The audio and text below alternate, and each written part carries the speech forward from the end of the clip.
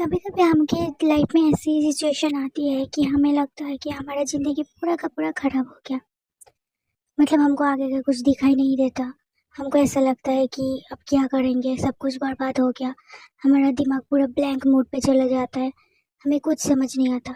ऐसा लगता है कि अभी ज़िंदगी में आगे करना क्या है। बहुत गंदे गंदे ख्याल आते हैं, बहुत नेगेटिविटी आ जाती है। ऐसा सिचुएशन हर किसी के साथ कभी ना कभी होता ही है। और इसी टाइम हमको इस टाइम पे हम किसी को कुछ बोल नहीं पाते, क्योंकि ये हम इस टाइम कोई समझ नहीं सकते कि क्या होता है। और हम कुछ समझ ही नहीं पाते कि हम आगे क्या करेंगे।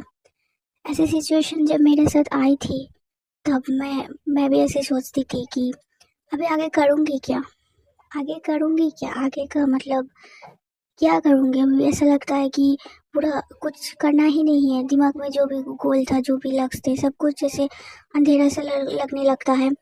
कुछ समझ नहीं आता, ऐसा लगता है सब कुछ खत्म है। ऐसा सिचुएशन मेरे लिए तब आई थी। यस, हमारा 5 साल का रिलेशन था। ऐसा था कि वो सुबह उठ के मुझे कॉल करेगा, मैं उसको कॉल करूँगी, फिर हमारा लाइफ ज़िंदगी स्टार्ट होती थी। उसके बाद उसने थोड़ा थोड़ा मुझे इग्नोर करना स्टार्ट कर दिया। पहले तो बहुत अच्छा था, फिर उसके बाद मुझे थोड़ा शक होता था। मैं रात में जब भी कॉल करती थी उसका फ़ोन बिजी आता था। तो मुझे बोलता था कि मेरा जो फ्रेंड्स है वो उसकी गर्लफ्रेंड से बात कर रहा है। मैं बोलती तो उसका फ़ोन कहाँ रहता है। तो बोलता कि उसका फ़ोन ख़राब हो गया, तो इसीलिए मेरे फ़ोन से बात कर रहा है। फिर मैं बोलती तो फिर मेरा क्या, उसको खुद का फ़ोन है, तुम्हारे फ़ोन से बात कर रहा है। वो इतना मतलब उसके पूरा फर्स्ट प्रायोरिटी लग रहा है सुनने में, और तुम फिर मुझे इग्नोर क्यों करो, क्योंकि तुम्हारे पास जब खुद का फ़ोन है तब तुम मेरे से बात नहीं करो, मतलब मैं फालतू। तो फिर मेरे को चिल्लाता था। फिर मैं एक दिन ऐसे ही मुझे मन किया कि मुझे उतना याद नहीं है, मैंने स्नैपचैट खोला और मैंने उसका जो सेव एक होता है ना, कोई किसी का पासवर्ड जब तुम्हारे पास होता है तो सेव करके होता है कुछ एक ऑप्शन, जो मैं कर रखी थी क्योंकि उसका सब कुछ का पासवर्ड मेरे पास था, मेरा भी उसके पास था। तो मैंने ऐसे करी तो उसका आईडी खुल गया और उधर तुरंत। हाँ, और उसके पहले मैंने उसको तब रात के 12 बज रहे होंगे, रात में मैंने उसको कॉल किया। उसने बोला मेरे फ़ोन में चार्ज नहीं है, तो फिर जब चार्ज होगा तब बात करूँगा।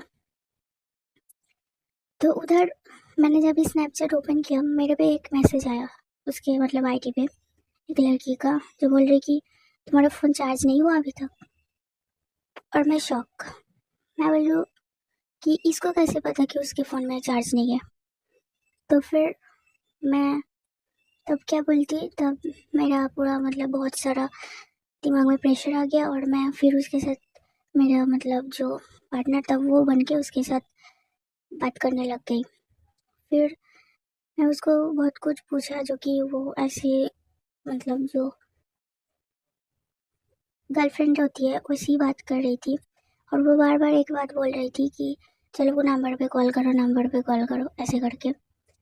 फिर मैंने उसके साथ बहुत टाइम तक चैटिंग किया, और फिर मेरे को डाउट हो रहा था कि इसको मेरे बारे में पता है कि मैं भी हूँ इसके लाइफ में, कहीं मतलब कोई और एक लड़की है। तो मैंने उसको पूछ लिया कि तुम इतनी जिद्दी क्यों हो, मेरा जो। फिर मैंने अपना नाम लिया कि वो तो ऐसे नहीं है जिद्दी। तो फिर वो लड़की बोल रही कि हाँ तो फिर उसके पास जाओ ना, वो मेरे से अच्छी है, ऐसे करके बोली। तब मुझे समझ आई कि इसको पता है, मतलब खुद ले लिया। और तभी वो लड़की और मुझे मतलब रिप्लाई नहीं कर रही थी, क्योंकि उधर एक दिखाता है ना स्नैपचैट पे कि हाँ किसी ने स्क्रीनशॉट लिया, तो वो मुझे और रिप्लाई नहीं कर रही थी। तो थोड़ी देर बाद मेरे जो था वो पार्टनर था, वो कॉल मतलब मैसेज किया कि क्या हुआ, तुम किसी की मतलब तुम क्या कर रहे हो, मेरे फ़ोन में चार्ज हो गया, ऐसे करके। तो फिर मैं सोच रही हूँ, इसने मैं इतना सारा कॉल किया, इसने मुझे कॉल बैक ना करके इसके पास आ गया। और वो लड़की तुरंत पहले ये बात बोली कि तुम पहले वॉइस भेजो, तुम कौन हो। फिर मेरा बॉयफ्रेंड ने वॉइस भेज के क्या वो तुम ऐसे क्यों बोल रही हो।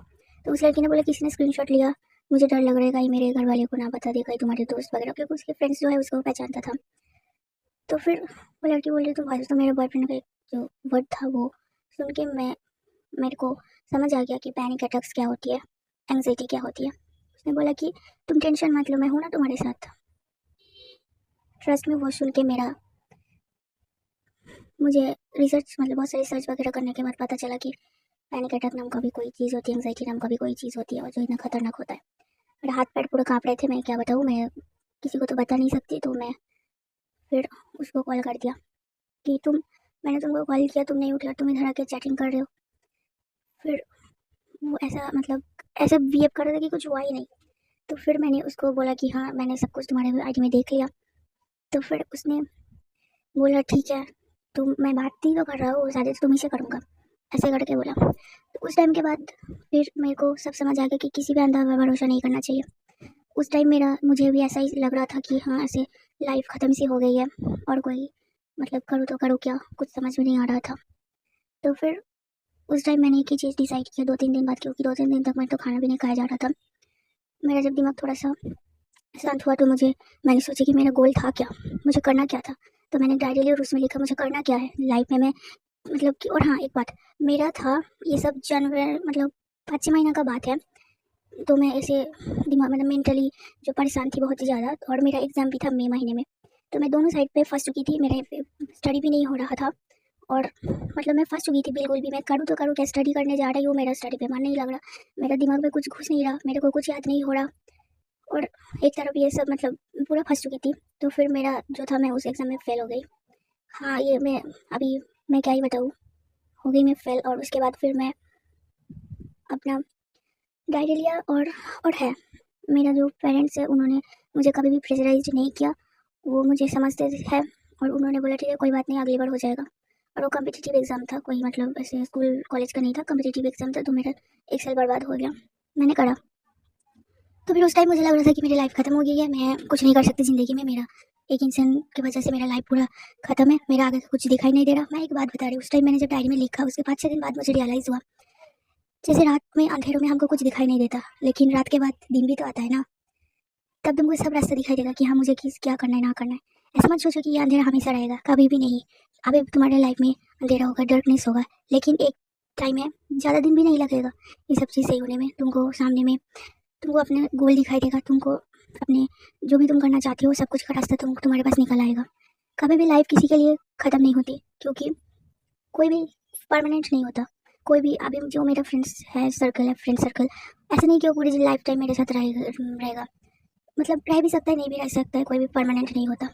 तो फिर हम क्यों किसी के भरोसे ऐसे लगने लगता है कि हाँ, हमारा लाइफ पूरा खत्म है। किसी के लिए किसी का लाइफ खत्म नहीं होता, अपने अचीवमेंट्स में फोकस करना होता है, अपने गोल में फोकस करना होता है, अब क्या करना चाहिए लाइफ में, कैसे आगे बढ़े, ये सब चीज़ में फोकस करना होता है। लाइफ अपने के द्वारा चलता रहेगा। कभी भी लाइफ में ऐसा मोमेंट आया है तो थक के थोड़े दिन के लिए बैठ जाना, लेकिन हार मत मानना, कभी भी गिव अप मत करना, क्योंकि तुम इतना कुछ करके उसके बाद तुम इतना बड़े हुए हो, बचपन से बहुत सारे प्रॉब्लम झेले हो, तो तुम कभी भी हार नहीं सकते हो। कभी भी हार के मत बैठ जाना, थक के बैठो लेकिन हार के मत बैठ जाना, क्योंकि उसके बाद तुमको क्या पता, तुम जो भी चाहते हो उसके बाद वो मिल जाए।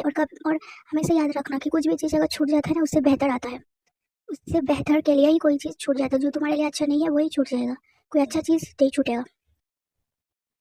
तो लाइफ में ऐसे कभी सिचुएशन आए, कोई भी चीज़ के लिए कोई भी इंसिडेंट हो जाए, तो कभी भी ऐसे टूट मत जाना। बहुत नेगेटिव थॉट्स आते हैं, कभी भी कोई भी नेगेटिव कदम मत उठाना, कोई भी अपने साथ गलती मत करना। कुछ दिन के लिए वेट करो, कुछ दिन अपने दिमाग को टाइम दो, कुछ दिन अपने आप को टाइम दो, आप खुद को समझने के लिए, खुद के फीलिंग्स को समझने के लिए अपने खुद को टाइम दो। उसके बाद डिसाइड करना, क्योंकि हम सोचते हैं 2-4 दिन तक सोचते हैं कि कुछ नहीं होगा, और कुछ नहीं होगा, होगा, बहुत कुछ होगा। तो कभी भी गिव अप मत करना, ठीक है। और ये वीडियो अच्छी लगी है तो लाइक, कमेंट और सब्सक्राइब कर देना, और धन्यवाद, थैंक यू सो मच।